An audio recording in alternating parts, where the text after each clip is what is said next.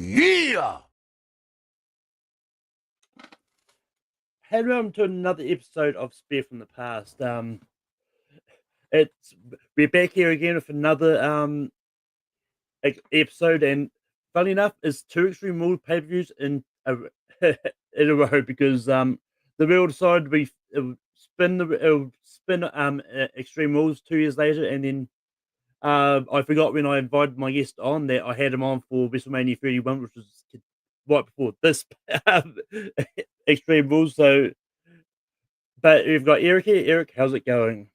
I'm doing good. I'm here to talk any pay-per-view in 2015. Apparently, just don't invite me for Royal Rumble 2015. I don't really need to watch that one again. It's doing good. I just watched this show once again after this is when I was just starting back to seeing wrestling in this very year, as I told in WrestleMania 31. So Extreme Rules, there's some like memories to it. There's a lot of cringe to have in the Vince McMahon era. There's a lot to talk about. It's a fun show. I was just realizing that your intro doesn't have a single spear on the intro. Like you gotta fix that.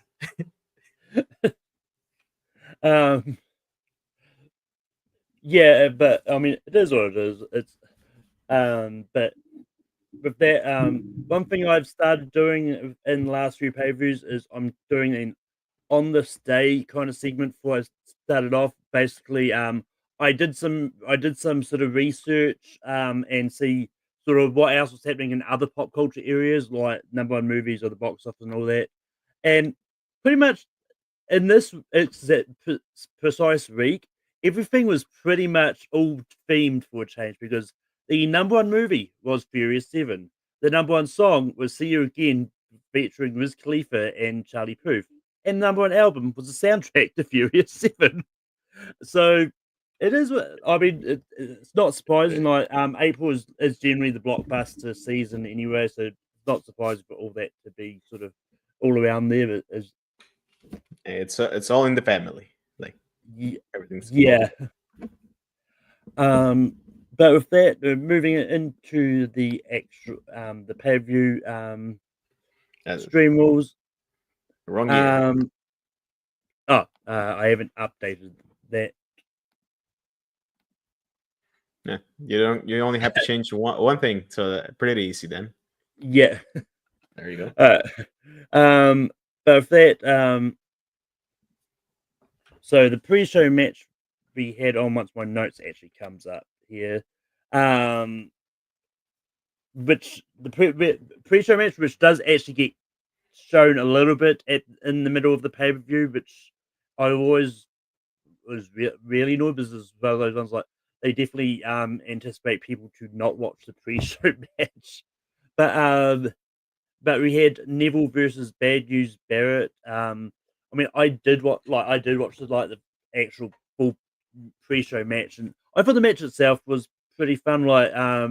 Barrett was feuding with Daniel Bryan at the time, but he was out of injury, and I'm pretty sure it was not too long after this when he officially sort of had to retire, and but it was really good. Like Neville was, I've always forgot how good Neville was as a wrestler, and he was just a lot of fun to watch in the ring. But Eric, did you watch the full pre-show match or just the various clips that they were shown on the? I did not. I did see the clip back when they aired it on the actual pay-per-view. Yeah. I was a big fan of. Obviously, I started watching NXT around the same time, so I was aware of Neville as a character before, like as a wrestler, especially. He's so good. The weird thing about this match, I think, it's that thing that mostly happened in WWE at the time. Like you never get to build yourself up because it was supposed to be like, as you said, Bad News Barrett against Daniel Bryan for the IC title. I'm going to challenge for the title later, he said. And then he gets beat by Neville, but Neville doesn't even get to the Elimination Chamber match for the IC title later, like 2 months from then, I'm pretty sure. And then they did a rematch of this match, especially in the King of the Ring finals. The King of the Ring finals was Barrett versus Neville at the end, but that time Barrett did win the match itself. So for what I saw, obviously the Red Arrow is always a pleasure to see for the eyes. Let's remember that Neville Pack, as it is Neville's always a good wrestler. He's a bastard, and I love a bastard.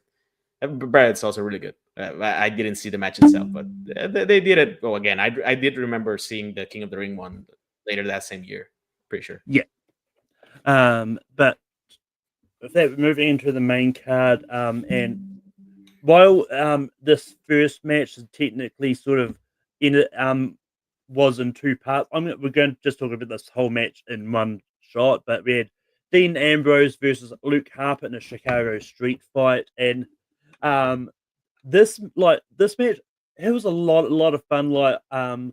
I forgot how good Luke Harper was as a wrestler. Rest in peace. I mean, who knows where he could have gone? If they had actually wanted to push him to main event and that. But Dean Ambrose was also really good. And yeah, the fact that this match literally sort of left the arena and they did other matches in between and then just sort of randomly come back by interrupting a New Day interview and just fight back and it's and apparently one thing I found interesting that I was reading up about Richard reviews. Apparently, the referee Charles Robinson was actually live tweeting. Does anyone know where those two have gone? So it's just a fun way to add to this and just having it sort of, and it's one of those ones I actually like this idea for a street fight. Just start off of it, but then have it literally sort of brawl out of the arena, into the streets because you have no idea who was actually driving the car either. I think when they drove away, it was Ambrose driving. Then I think when they came back, it was Harper driving at one point. No, I remember. I'm pretty sure Harper got in the car first because I remember the shot itself. It was like Dean Ambrose jumping into the window and that his legs are standing up when they leave. So Luke Harper is driving the whole supposed to be driving the whole way through. Yeah, but it was still fun. But Eric, what are your thoughts about this match? Yeah, as I said, WrestleMania 31, I was a pretty big fan of both of them at this time in these specific characters. Like as a wrestler, Brody Lee, Luke Harper was always very appealing to me. Once again, I pay attention to the commentary because I found the three-man team so annoying every time, and they mostly talk about stuff that's not super relevant to the match. Although this one, I remember, like they talk about how probably smelly Luke Harper was because he always had the sweat stain in the shirt. But apparently, yeah. I don't remember which wrestler said this in an interview. Like he actually perfumed pretty well, so he wasn't actually that smelly, like a bad smell. It was actually a pretty decent smell. It was just for the fact, but which did look pretty good for his character. So I always appreciated that about him. Like as a wrestler, I always appreciated him. And then I remember seeing like around 2018, 2019, like a little bit before or after the Bludgeon Brothers, WWE released a document, like a small documentary on YouTube about Brody Lee's life, like family life. And that really made me a fan of him. So RIP to him, of course. It's weird that they don't do this more often with street fights. Like they often, at the most, they go outside the arena. I remember pretty recently in AEW, might have been last year. I'm not positive. It was Chris Jericho versus Roderick Strong. I actually ended in the outside of the arena. Was also a good way to do a street fight. So this is similar-ish. The length is hella kayfabe. I mean, it's the actual runtime because they didn't they didn't have a pin until they returned. But obviously they weren't doing that much in the half hour they were missing. It's fun. That's kind of fun. That's a good way to like bookend the segment of the show. Not a proper bookend because it's not the beginning and end. It's just the beginning and the middle or something like that. Yeah, for sure. And then like straight after we have a backstage segment of Triple H telling Kane to track down Dean and Luke, and then Seth comes in and yells at Kane for like putting him in the way of Roman Spears, like it would have been on a Raw or SmackDown or something. I can't remember who was on what show.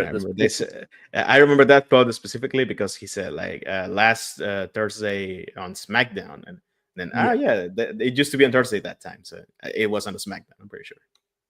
Yeah, which was standard backstage segment. There's nothing really interesting. But then next up we had Dolph Ziggler versus Sheamus in a kiss me ass match. Look, the concept of this match was flawed for the most. Like, it's one of those ones. Like, it was a good, decent match, and this is one of those issues I have with this Extreme Rules pay per view. Personally, is that there's a lot of these matches which there's not a lot of like extreme rules sort of stipulations in this. It's all there's a lot of like just standard matches, which this basically is. Essentially, like there was, but like the match itself, it was a decent match. But it's like is and then but then the finish is just one of those ones like I think it was a little bit stupid. It's like I mean, I get it. Like Sheamus was a heel at the time and all that. Like, and so of course he wasn't going to follow through with the like kissing Dolph's ass. But it's like, but the post match segment I do think went on a bit too long because a lot of it was just sort of Sheamus going, no, I'm not going to do this, and just attacking Dolph. And that. But what do you think of Dolph Ziggler versus Sheamus? Yeah, like if you ignore the stipulation, it's a decent SmackDown or Raw match. Like this shows you how like what's the opposite of like how the opposite of stack, whatever the opposite of stack is, the roster was, because this match shouldn't be here. Like I understand Sheamus was he returned on the Raw after Mania, and he was feuding with Dolph Ziggler and all that. A relevant Dolph Ziggler. I like seeing Dolph Ziggler being well liked by the crowd, so that was nice. Solid enough action, but it's not the best example of this. But this is one of those stipulations that makes you embarrassed being seeing wrestling with some people who don't watch wrestling in the background. Like you have to see the whole. I agree with you. It was overlong. The whole Sheamus not doing the thing he was supposed to do, and this wasn't it. All that was completely unnecessary. This stipulation, the match itself shouldn't be on pay per view with this story, I guess. But it's solid, I guess. Good action. I like both these guys as wrestlers, I guess. The Yeah, Sheamus character not much in this time, particularly. yeah.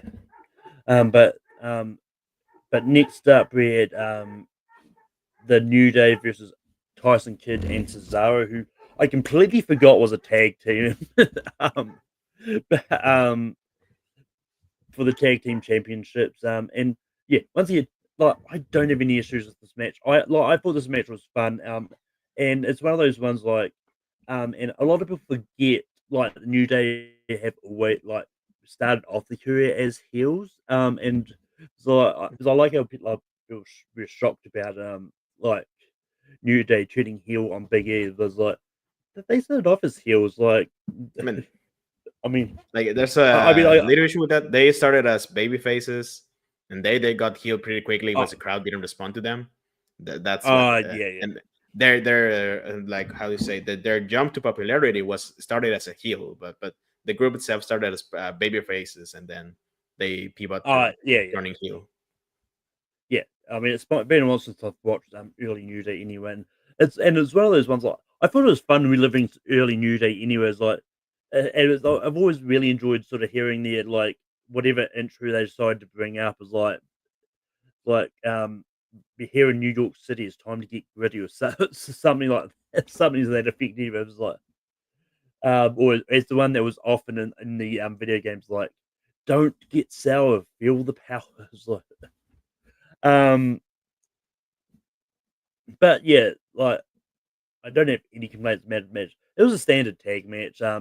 Tyson Kidd and Cesaro were always fun to watch. Like I remember watching them a lot in early days, and even the New Days, like, which is funny, is like because in the extreme like it was like literally in between the two extreme rules. Those when the New Day sort of set up. It was like we talked about Kofi Kingston and his singles career like last week, but What are your thoughts about the New Day versus Kid and Cesaro? Yeah, like the match itself is decent overall. Like this could have probably used. I'm of two minds with Extreme Rules as a pay per view. Like I'm not a big fan of too gimmicky pay per views, I guess. And this is one of them. Like stipulation matches should be used more for storyline purposes, and this is one of those pay per views that doesn't really do that, except for maybe the Steel Cage match and the Last Man Standing match, which we'll get to later. So this one kind of could have, but didn't. I don't know what to think about the stipulation match. I was there when the New Day was started, not there like in the arena itself, but like I was just starting to watch wrestling back again when the New Day were starting to become popular. So I was always a big fan of them as well. And this is like their first tag team reign as a team, like at the New Day itself. This is not to be believed, not to be confused with their actual record breaking reign that started SummerSlam later this year. But this is always fun to see them cracking up what their characters, their peak of their characters is.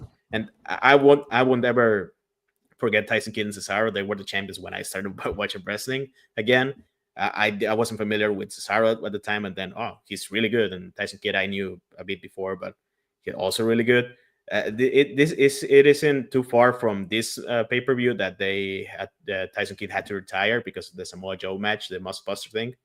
Yeah. So it was a shame. There's this pay per view, probably the next pay per view they have match, the Elimination Chamber tag team match, and that's it for this team. So it's good to see them like on action once again after a while, especially Tyson Kidd, who was so good, so underrated at the time. Yeah, but then next up we had the backstage interview of the New Day, and then the continuation of the match we just talked about. And then after that we had John Cena versus Rusev in a Russian chain match for the United States Championship. And it's one of those ones like, as I said last week when we talked about the strap match, like I don't like this concept of a match. Who was on the strap match in the pay per view 2013? Is it? Well, the strap match was it was Mark. I think it was Mark Henry versus Sheamus. Oh yeah, that makes sense. That sounds right. Yeah, not a big fan of the touching the corners. One either. I wasn't a big fan of the most recent Punk McIntyre corners match, like a strap match, and this one is decent enough, I guess. Yeah, no, this like yeah, it's one of those ones like this is one that I did say in the notes like while I don't like the idea of the chain strap match stipulation, it's one of those ones that I think wrestling should retire as a match.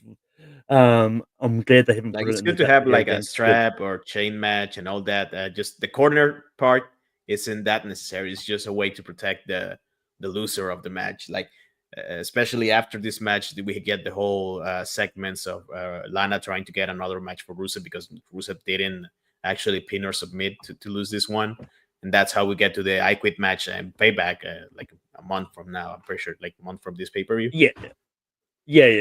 I was definitely getting there because they kind of set that up in the backstage segments that we get later on. But yeah, I mean, despite like the stipulation, this was a match. And I think John Cena found it like and Rusev, they found a way to make this match work. While the chain itself was kind of restricting some of the moves they could do, like it did definitely look like John Cena had a difficult time doing the AA while still chained to Rusev in that. But like it's one of those ones like it was a fine match. Like it's definitely I would this it's still probably the weaker of the few matches John Cena and Rusev would have. I know I saw a lot of people sort of saying that match they're going to have that they have a payback is the better of the three. But They had four. Oh, They had the Elimination Chamber match where John Cena lost, and then kind of I don't remember how he lost exactly. I think he passed out. Then the Mania, this one, and Payback. Yeah. but yeah, it was a decent match, even though John Cena's a sellout now. Sold his soul. Oh yeah, nah, I'm a big fan of that. You sold your soul, Cena. Oh yeah, no, it's one of those ones like it did. I didn't mind it, and I definitely didn't expect it. I thought, oh yeah, Cena's Yeah, gonna. anytime I hear about children crying about the heel turn, I'm very happy. I've heard a couple stories about it, like break Well, I a mean, wish and all that. Give up, kids. I really well, want to see Raw a couple hours from now, I guess. oh yeah. Although saying that, I don't know if John Cena's booked for this week's Yeah, War. Or, if he doesn't show up this time, maybe they can do recaps here and in SmackDown. I'm pretty sure, like they can afford to do that, I guess, if he's busy. And well, but he yeah, has I to mean, show up at some point. yeah, well, I mean, he is booked for Wars in a couple of weeks because it's doing a European league. So and because I believe that's where John Cena is forming the Matchbox 20 no, not Matchbox 20 Matchbox car movie. So it's probably just, 'cause I know that's why he didn't do much of the build for Elimination Chambers because he was busy filming the movie. But I expect he's probably going to be more frequently sort of leading up to Mania, hopefully. But anyway, enough about that. We're not talking about the Elimination Chamber. Next up, we had backstage interview of Roman Reigns, who says he believes he can beat Big Show, which standard Roman Reigns promo. Like for this time, there really isn't much to Standard say. babyface Roman Reigns is the least favorite Roman Reigns out there. Believe Yeah. that. I believe that. I don't hate the phrase that much, but it's you can see how much confidence he has now as a performer as opposed to this time. Like I'm guessing because of Ben's instructions and all that. Like he wasn't as prepared to be a performer as he is now. Like now he's a really good promo, and this time this is a decent-ish promo, not more than that. I was noticing going back to pay-per-views around this time, you get to hear like the dated references that the commentary uses most of the time. Like I remember, I forgot to mention this in the first match in Harper versus Ambrose. Like JBL does a Walking Dead reference for some unnecessary reason, and then in the promo with Big Show and Roman Reigns, like Big Show uses the phrase like "I'm gonna make Roman Reigns the biggest epic failure" or something like that, like something Oh, very yeah. very of the time, and like come on. There's a couple of those in the show, I'm pretty sure. But yeah, moving on. We go to Nikki Bella versus Naomi for the WWE Divas Championship. I'm not Um, surprised, look, the shortest match of the show. yeah, Well, look. it I wasn't mean, that short. Like some matches are 9 minutes, this one was 8 minutes. It's not a big difference. yeah. I mean, it's one of those ones. Like, I know there's a lot of criticisms for the Bella Twins in general. Like, I've always enjoyed them as wrestlers. Like, I've always thought they were good in the ring, and I also really enjoyed like Nikki Bella's run as a Divas champion. Oh yeah, And this is her record breaking run. Like in September, she broke the AJ Lee's record at the time. yeah, and this was um I don't think I think if I remember rightly, I don't think this is too long after Naomi was in sort of um in NXT as well. Like because I think like I don't remember that. yeah, no, this is oh no, it's actually a little bit further away. Like Naomi was in NXT like season 3. I don't know if she did anything like Oh no, after that this. must have been, if you're referring to like where she actually participated. It must have been like 2010, 2011. Well, no, 2010 was when it first started. Like her season was 2012. Yeah, So 2012. it was still like 3 years away past that now. But I've always like Like in the middle of that, she was a Funkadactyl and all that. Like in 2012, she was a Funkadactyl. Up until yeah, the later in 2013, I'm pretty sure. I'm not pretty yeah, sure but around this. but you can tune in to next Monday where me, Jacob Cameron, and Richie Goodacre will talk about the NXT this season, the initial 4 Uh, NXT seasons. I'm really sorry to hear that. Hey, I didn't expect anyone to take me up on the offer because I asked them, it's like they were sure, why not? Um, but anyway, back to the match. Yeah, I thought the match was pretty good. Like, I thought Ni- and it was pretty good. There's not really much. It's just a standard match. I would have liked to see some, like, I know back here in this era they weren't really doing stipulations for women's matches, but I kind of wish um they attempted it a couple times. But the match itself was good. Eric, what are your thoughts about Nikki Bella versus Naomi? Yeah, they sometimes they did stipulations. I'm pretty sure, like, wasn't there in Extreme Rules 2010 like a Beth Phoenix match with like appliances and all that? Like some, I'm pretty sure I Yeah, don't remember stipulation. This one, what I'm pretty sure this was Rush, and if I remember correctly, like the storyline going into it was that Paige was supposed to battle like Nikki Bella because she won like a yeah, battle royal or something. But Naomi was angry that she had beaten Nikki Bella before. That's how she turned heel going into this match, which is weird because I'm pretty sure Nikki Bella was a heel too, and Naomi was a heel, so it's a weird dynamic in this match. The action itself is pretty good. Like Naomi is always like a really good wrestler, and Nikki Bella I feel very underrated as a wrestler. Like anything we criticize around her reign, it shouldn't be against her. Like I think she worked a lot. She improved a lot into her reign, like as a wrestler itself. Uh, but it's a whole deal with her storylines going into it. She has worse storylines out there, like the "I wish you died in the womb" and all that, like in 2013. Whatever. y- I was talking about Paige. Paige apparently got injured or something. She had to take a break in 2015. That's why she wasn't in this one. So the storyline. That's why this storyline is so weird around Naomi and Nikki being heels. Naomi was the one who yeah. replaced Paige. Ish. I'm not super positive on the whole storyline there, but the match itself is decent. Too short, maybe. Could have gone a little bit longer. Yeah, we've pretty much kind of covered these like this when we talked about the Rusev match, but we had a backstage segment where Rusev yelled at Lana, and then it showed Lana going to the Authority. Then later on, we get another backstage segment of Lana going back to Rusev, going, "You've got to rematch it at Payback as I Quit match." These backstage segments didn't need to be on the show; they could have just been on a war. No one would have Like, batted it off. yeah, that I found that so odd. Like, why are they booking so ahead of time the payback? Man, I want to check when payback was and like in time. Oh, the very Payback. next week was King of the Ring, May 17, 2015. So it was like 2 3 weeks from Yeah. this pay per view. So that's very odd. They could have Oh yeah, spaced no, SmackDown. Nothing happened in SmackDown at this time. Why didn't they do this in SmackDown instead of the pay per view? yeah, no. It's one of those ones like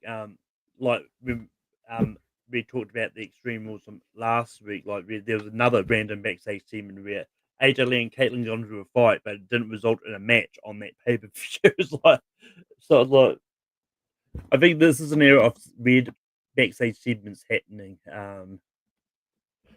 But Yeah, next nobody's up, watching Raw. Might as well give the storylines on the pay per view. true, true. But next up, we had Roman Reigns versus Big Show in a Last Man Standing match. And as far as but like, um, and it's one of those ones like, Big Show's a heel at this point, and it's one of those ones like, this is one of those ones where, Roman Reigns and Big Show's like, it was kind of an interesting match, but I've kind of really enjoyed it too. And it's one of those ones like the spot at the end where it's like the wrestlers dump the announce table on the other wrestler for the wins. It happens way too often in a last man standing matches, especially with these ones where like they're both sort of big dudes. And but yeah. So Eric, what are your thoughts about Roman Reigns versus Big Show? Yeah, this is one of those matches that's always found in matches that or perform besides their low expectations, because this is babyface Roman Reigns and heel too relevant for his good own sake Big Show. But this is a really fun match. They work their ass off in this one. now that we get, I do like a lot more Roman Reigns as a character now, but we get to see him less in the ring. When he was given something to do, like in this match, he's actually a really good performer, and Big Show does hold his own in this one. This one is always that match that I remember because the Big Show is like for some reason in the top rope, and Roman like makes him trip, and Big Show just and you can see Roman laughing. So it's that part is really funny in this one. And one thing to add about the throwing the table over to him in this one, I like how they did it. Like I remember comparing it to another Roman Reigns last man standing match, the one against Brock at SummerSlam. I want to say 2022, where they keep throwing stuff at him to keep him down for the count, but that should restart the count. Like that's not how the last man standing match works. And in this one, they don't do that. He does the spear to the other table, but Big Show stands up, and then Roman throws the table at him, and they do restart the count as how you should do it at WWE. You keep your own rules. And in this one, they do that pretty good. Like the storyline going into it wasn't much, but at the very least, they had a really fun match. A lot of table spots, it's always fun. The crowd was into it. It was a really good crowd overall. And for babyface Roman, this one was a lot of fun. This is coming after WrestleMania 31 Mania main event match, which was also really good on the ring. So if they had keep him going into these sort of matches, he could have been like all over, I guess, as a babyface, having fun matches and like that. Like that's one of his strengths as a performer at this time. Not the babyface suffering succotash son. That's not good for him. Not good for anyone.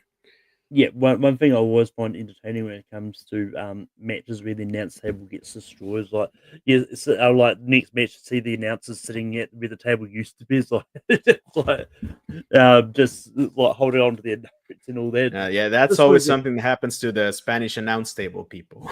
Yeah, something that we're not going to see now for their new reinforced announce tables, which Michael Cole likes to mention every now and then. That's gimmicky. That sounds gimmicky. Yeah, but talking about stuff that didn't need to be here, but was clearly here to do a bathroom break between matches. But first we had a backstage segment of Randy Orton talk to Kane about how he knows who he used to be and all that. Standard backstage segment of Orton Arista trying to convince someone that they're not really this authority figure that they want to be.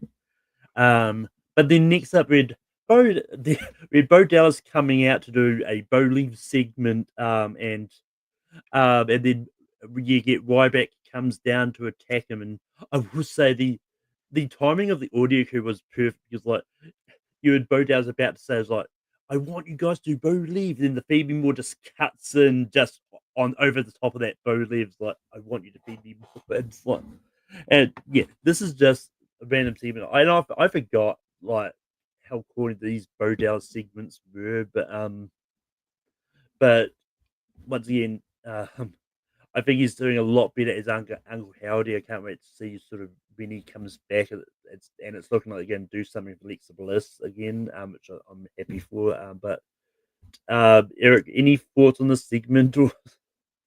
Yeah, I liked Bo Dallas gimmick at this time. Like obviously this this didn't have a high ceiling. This is most I'm like both bathroom break and a way to clean up the ring after the last man standing match to do something entertaining. I guess beat him up. Might as well add a match and do it in 30 seconds, but just a squash and that. Ryback, this is the restart of his babyface push. He went on to win the IC title later this year, lose to Kevin Owens, all that. That's the last. This is the last year Ryback was there because he left pretty much after WrestleMania 32 later in 2016. But yeah, Bo Dallas, I like that.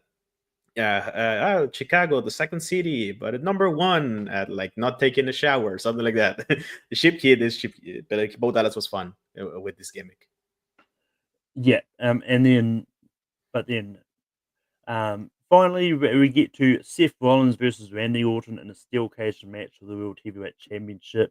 Um, and but also for the stipulation that the RKO is banned. We'll get to that bit a little bit later. But look, the match itself I thought was a really good match. Like it was a pretty back and forth steel cage.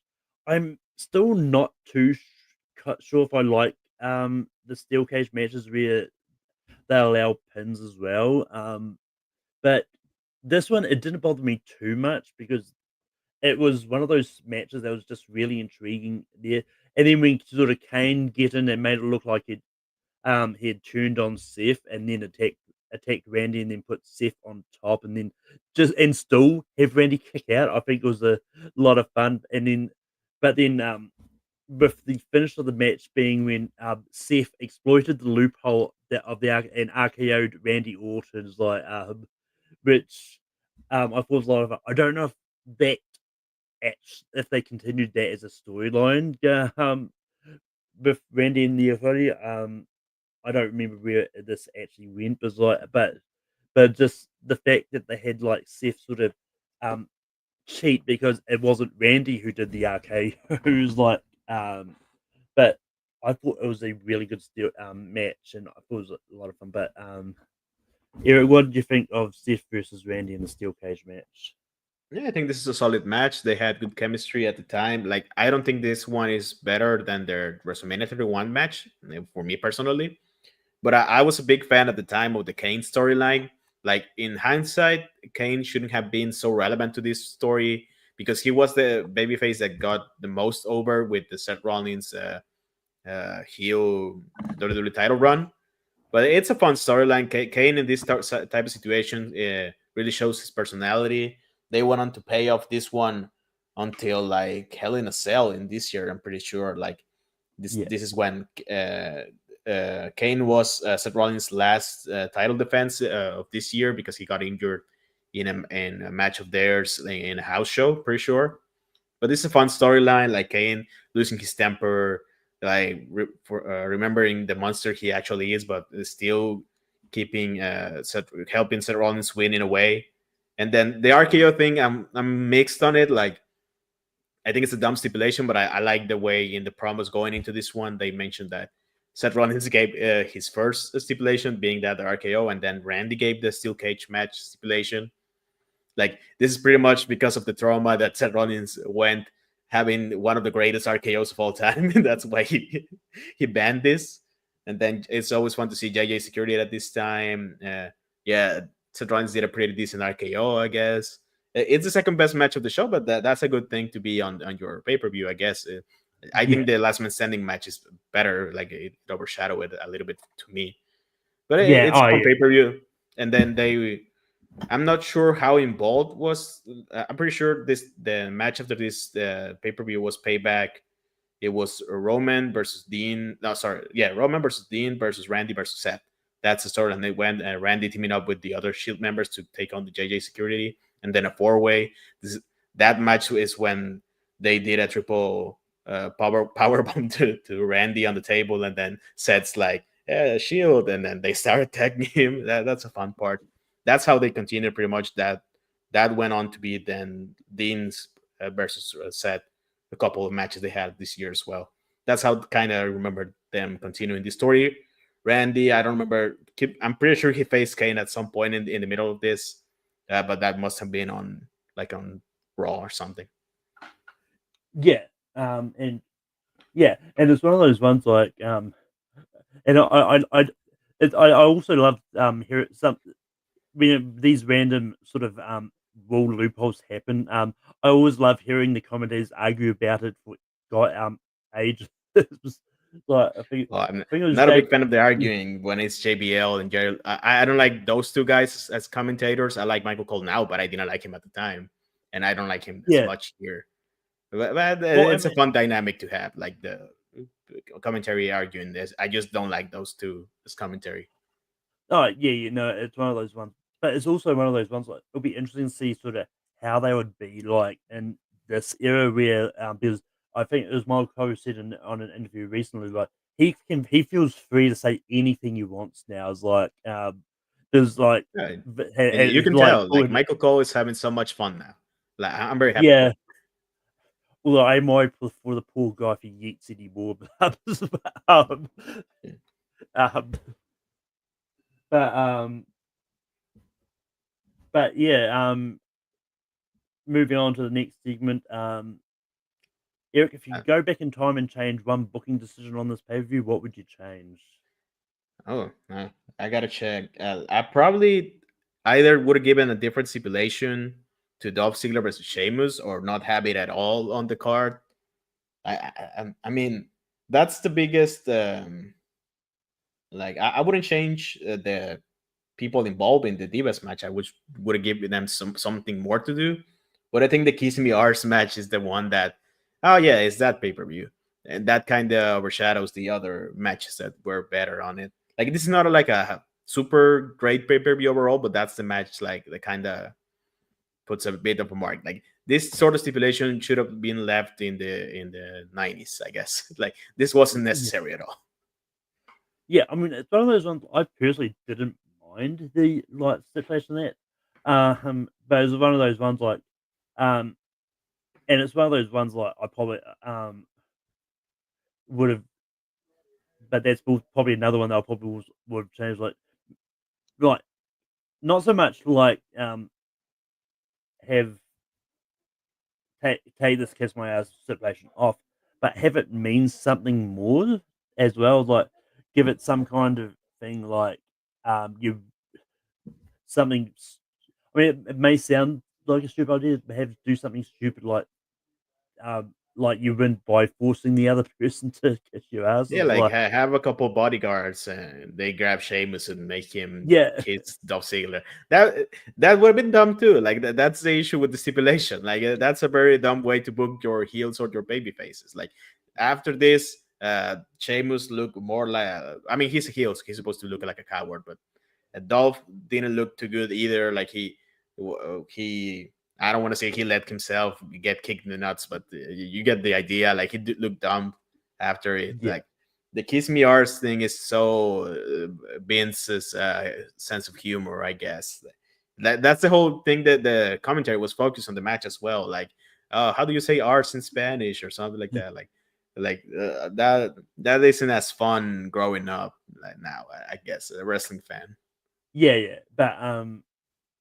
But Eric, overall, what would you sort of rate this pay per view out of 5 stars? I think like I'm pretty sure I gave like 3.5 to Mania 31, and this one will be around. Like obviously this doesn't have as high as a Mania expectation, so this is like around the same area but lower. If I don't have to go quarter stars, I probably would give it 3 stars. Like 2015, like 2016 in comparison is really stacked. 2015 was the opposite of that. Like this is very bare bones. This is barely a raw card. Like now, obviously, at this time it's a decent card. Now it's nothing. Like a lot of these matches wouldn't make it. Obviously, a lot of those matches wouldn't make it at all because now we have 4 to 5 matches per B level pay per views. This one has like at the very least a really surprisingly good match. Like the start of the New Day title reign is good. The main event is good. Yeah, the 3 stars seems nice. Maybe too rough, maybe too nice. I don't know who you will ask. I'm not really into giving star ratings to pay-per-views now that I think about it. I never do that besides this show. But I guess I will give it 3 stars. I didn't hate it, but I wouldn't go back to it. Now that I saw it again, this is not one of those I come back to as opposed to WrestleMania 31, which I probably would go back to see it again. Yeah. But and for me, look, this is one of those ones like, despite some of the issues I had with some of these matches, I still had fun watching it. I thought it was a lot of fun. So, like, ultimately, I was probably like May said, a little bit nice, but I enjoyed it a little bit more. And I went 3 out of 5 stars. I thought it was a lot of fun, and like, even the ridiculous segments when it comes to the Bo Dallas there, I thought was still somewhat entertaining. um, But with that, it's time to spin the wheel, see what the pay-per-view it's going to give me for next week. So I shuffle the wheel a couple of times, and hopefully it doesn't give me another Extreme Rules. Like at least a Mania or a Chamber or like a big John Cena paper. You should trick the wheel a little bit. Not that you- like at the very least, make it like a super John Cena heavy. So at the very least, you get one where you get to talk about John Cena. Well, yeah. I mean, it's one of those ones like there is going to be some I'm going to respin because like now that a lot of the things are on Netflix now, like it's really limited to what I have available read to me. Because it doesn't even need the WCW pay views. I don't think it has a lot of ECW with stuff yet.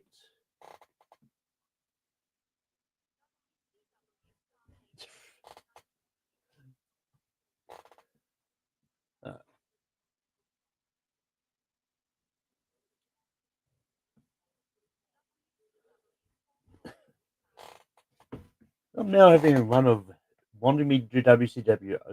I wish there was a way to watch some of these WCW ones more easier to find, but I'm. Oh yeah, I guess it's I'm tougher now. yeah, but I think NXT War Games from 2020 is on here. Oh, it must be like that's still on the Takeover brand, pretty sure. So you might find it as NXT Takeover if they have it like that. I haven't checked if they have. I'm pretty sure they have internationally the takeovers. Like I checked the other day. It's in the NXT Vault. If you go to War Games, yeah, it's there. I'm pretty sure. I just saw it. Yeah, no, It's right here.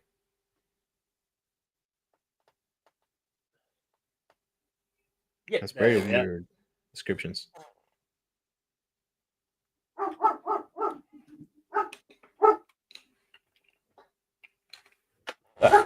But that next week we're going to be, well, next week or maybe later, because I do have the special episode on of end of the first 4 seasons, but of NXT coming on Monday.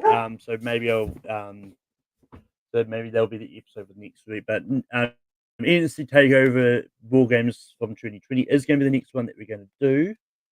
Yeah, it's a good one. Like besides the lack of crowd, it's a good one. It's a pandemic show. Yeah.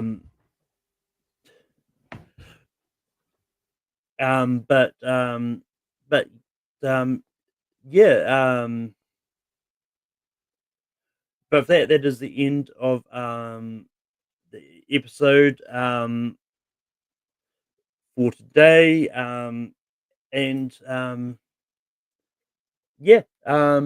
But Eric, where can we find you online? I'm just realizing we didn't even mention that this paper was in Chicago because there was a CM Punk chant that when they were still happening.